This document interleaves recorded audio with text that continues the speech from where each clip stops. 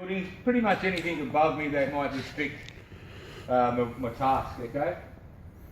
Then I'm having a look around, I'm checking for vehicle traffic, I'm checking for pedestrian traffic, making sure that's all clear, looking for any obstructions, could be in my way, also checking out my ground for uneven ground, okay?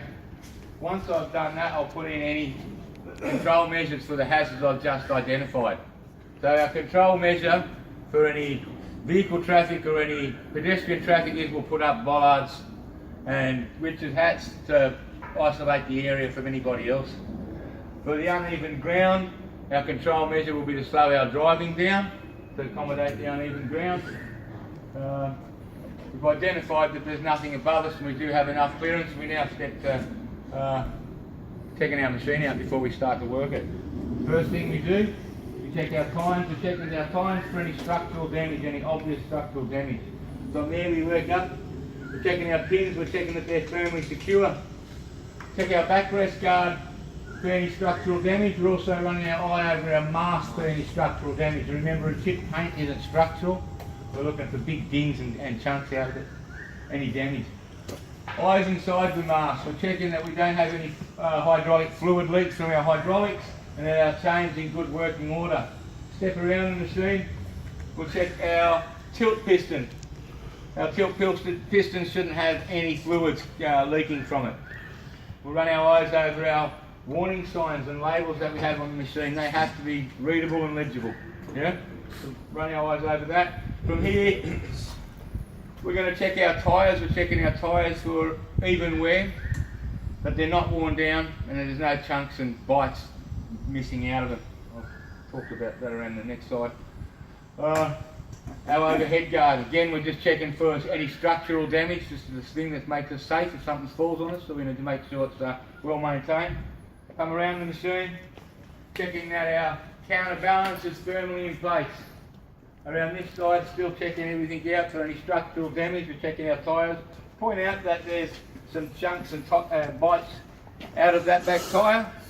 Point it out to him and tell him that you're going to slow your driving down to accommodate both for your uneven ground and the fact that your tyres are a little bit worn out. From here we go under the bonnet. Lift that up. Run our eyes over the machine for any obvious signs of structural damage or any fluid leaks. We're checking that our battery's firmly and secure and it doesn't have any damage or there's no leaks there.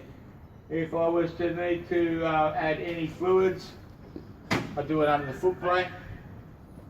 Once the machine, you're happy that the machine's not showing any signs of damage, pop it down, in she goes.